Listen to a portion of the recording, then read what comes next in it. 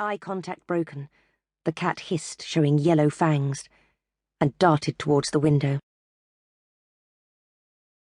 Beside the pantry, a second door led through to several outhouses, the nearest of which doubled as a utility room. Beyond was a courtyard. In one corner, below tiles that obviously leaked, was a carriage. It had probably been a prized possession once. Today it was a ghost, rendered pale by decades of bird shit from pigeons in the rafters above.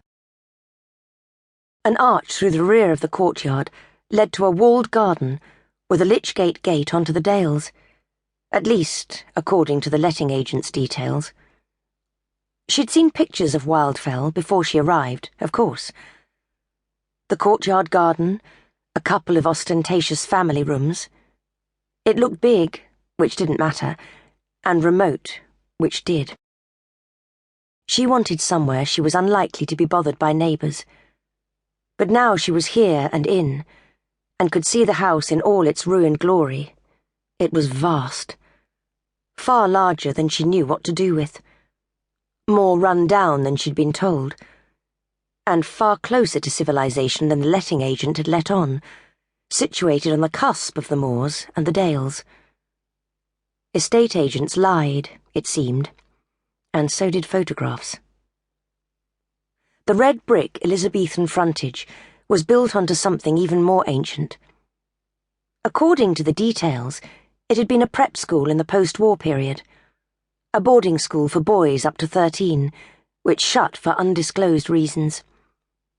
In the 80s it tried, and failed, to become a conference centre. In the early 90s it shut again, though the agent didn't say so. She supposed it had been shut on and off ever since. Family dispute was all he said, when she asked why the house didn't just get sold to developers. Certainly, he had seemed peculiarly keen to let it to a single woman in search of somewhere quiet to work. Dusk was falling as she locked the door to the outhouse, feeling its flimsy lock rattle in a way that cranked her anxiety up another notch. Then she retraced her steps to the entrance hall.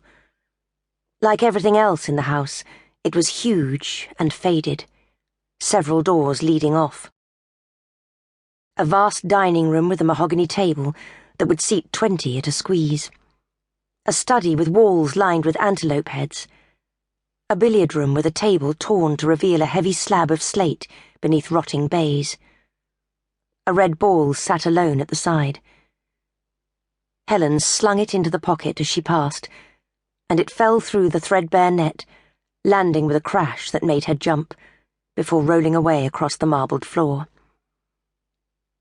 The air of abandonment was even more apparent in the drawing room, where a chandelier, 2 sofas, and 5 chairs were all shrouded under sheets. A huge, gloomy portrait of an imperious man in breeches and knee boots glared down from above the fireplace.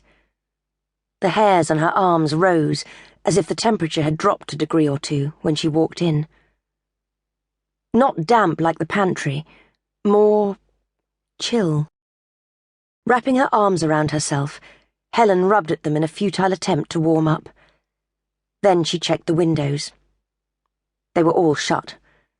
She pulled the curtains anyway, drab and heavy with dust. Anything to obscure the gloom outside. The house seemed endless. Big rooms giving on to smaller rooms, giving on to staircases, which in their turn gave on to a hidden underworld of servants' pantries and store cupboards that Helen decided to ignore, bolting the door firmly top and bottom when she returned to ground level. Upstairs were bedrooms, her own, chosen late the previous night by default, no better or worse than any of the others. It was huge, its ceiling so bowed she feared it might fall in at any moment.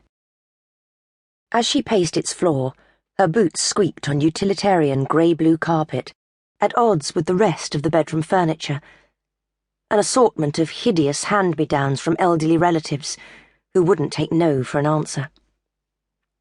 With the light fading, Helen flicked the switch and a bulb flickered to half-life, barely concealed by a too small panelled lampshade. In the darkening window, her reflection